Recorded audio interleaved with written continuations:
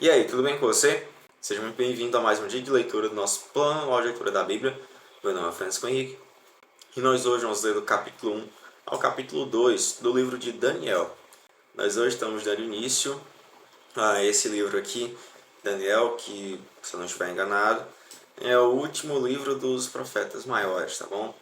Então, umas revelações também muito difíceis de entender, que nem Isaías, Jeremias e Ezequiel. Mas Jesus vai nos iluminar aqui, o Espírito Santo vai nos dar, como é que eu posso dizer, abençoar nosso entendimento e a gente vai entender em nome de Jesus.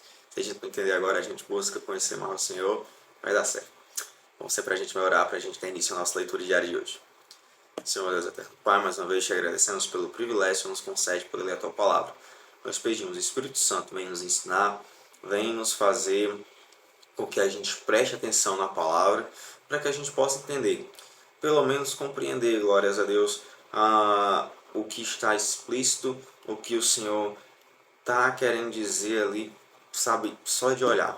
Em nome de Jesus, Senhor, que a gente venha buscar cada vez mais o entendimento para que a gente possa compreender e entender os Teus planos, os Teus propósitos em tudo. Em nome de Jesus, Senhor. Que a gente agradece, Senhor, em nome de Jesus.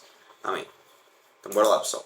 O capítulo 1 aqui de Daniel começa com Daniel na corte de Nabucodonosor. Versículo 1 do capítulo 1 de Daniel. No terceiro ano do reinado de Jeoaquim em Judá, Nabucodonosor, rei da Babilônia, veio a Jerusalém e cercou a cidade. O Senhor lhe deu vitória sobre Jeoaquim, rei de Judá, e permitiu que levasse para a terra da Babilônia alguns dos utensílios sagrados do templo de Deus. Nabucodonosor os colocou na casa do tesouro de seu Deus. O rei ordenou que Aspenaz, o chefe de seus oficiais, trouxesse ao palácio alguns dos jovens israelitas da família real e de outras famílias da nobreza. Disse o rei: escolha somente rapazes saudáveis e de boa aparência, que sejam instruídos em diversas áreas do conhecimento, que tenham entendimento e bom senso, e sejam capacitados para servir no palácio real. Ensine a esses jovens a língua e a literatura da Babilônia. O rei determinou que recebessem de suas próprias cozinhas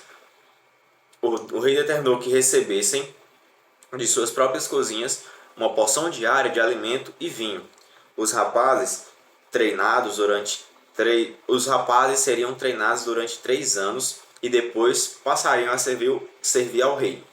Daniel, Ananias, Misael e Azarias, todos da tribo de Judá, estavam entre os escolhidos.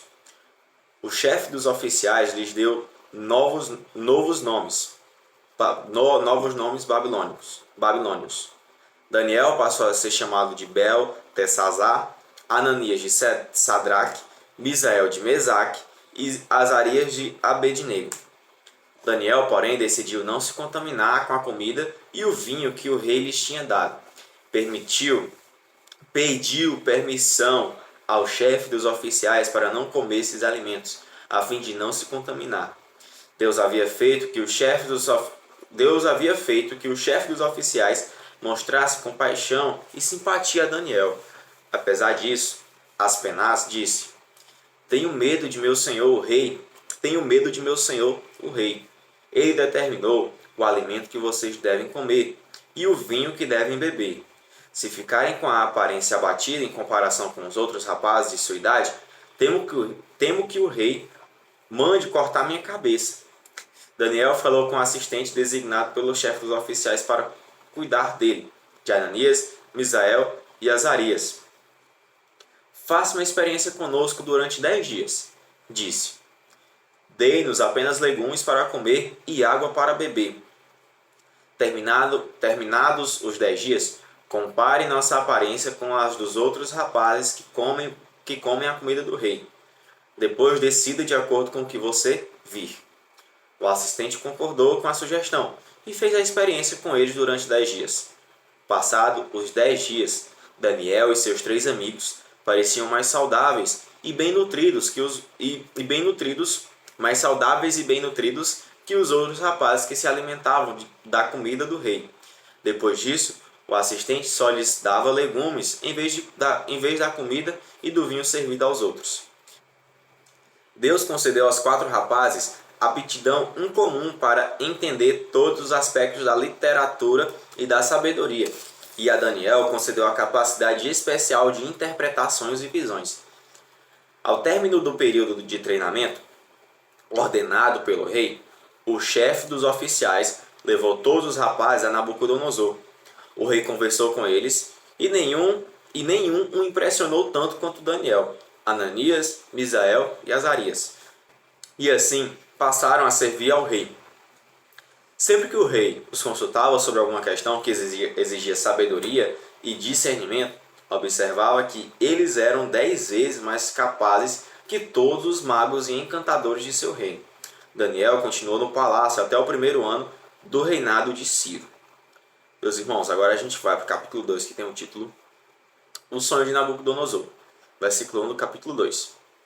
Certa noite, no segundo ano de seu reinado, Nabucodonosor teve sonhos tão perturbadores que não conseguiu mais dormir.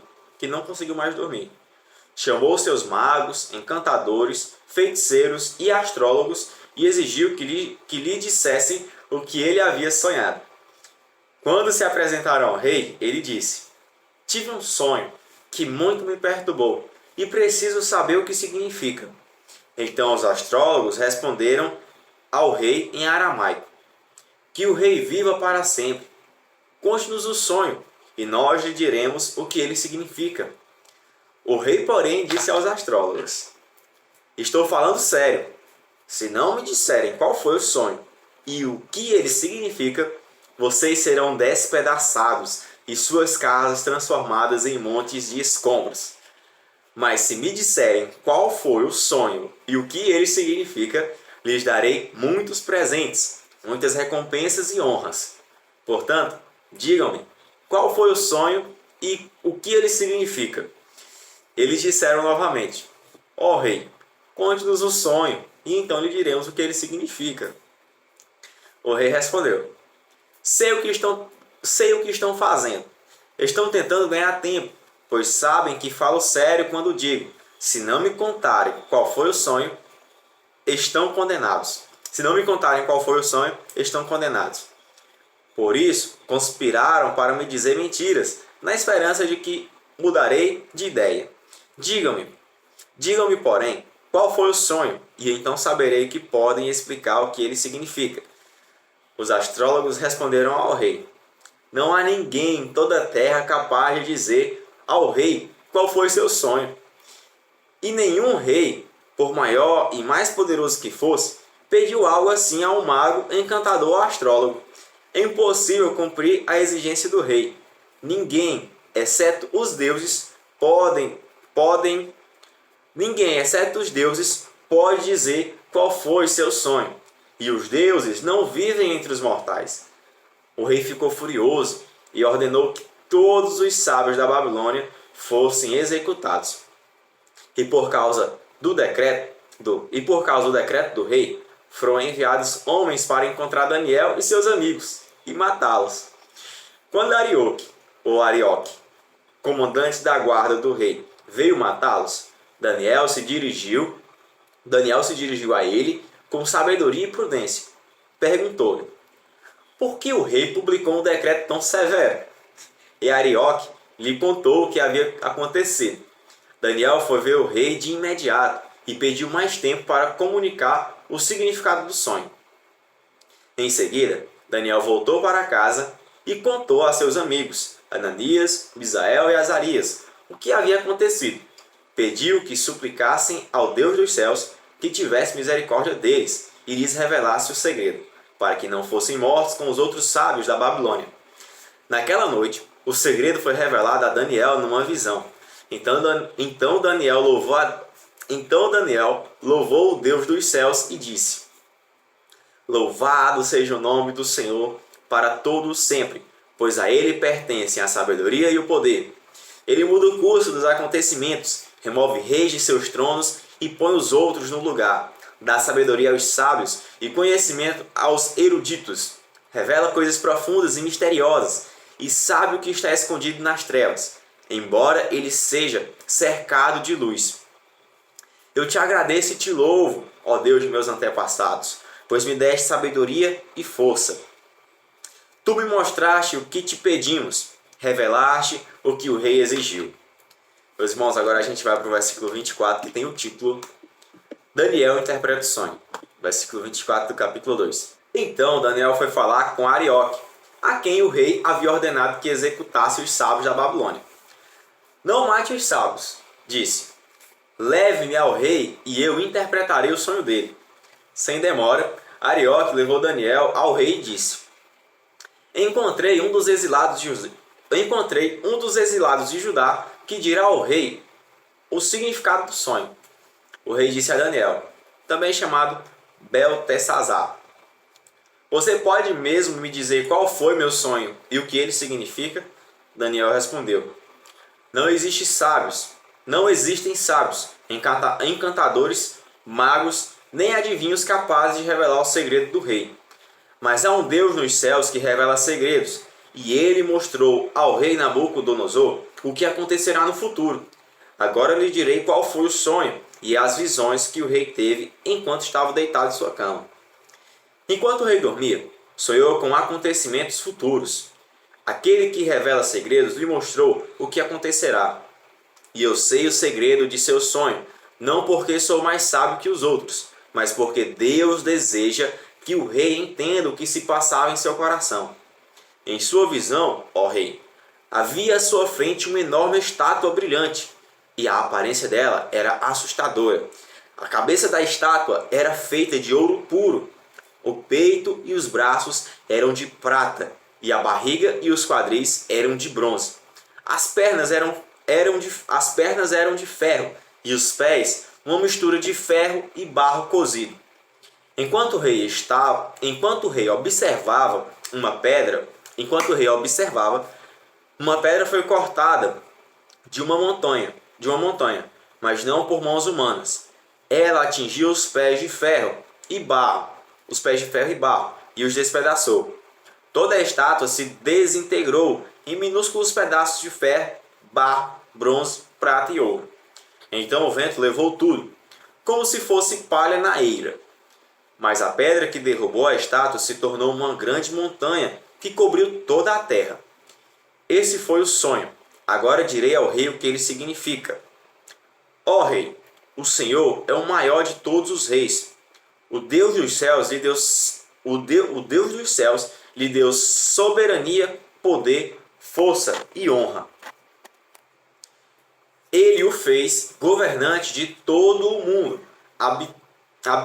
Ele o fez governante de todo o mundo habitado, e pôs até os animais selvagens e as aves debaixo de seu controle.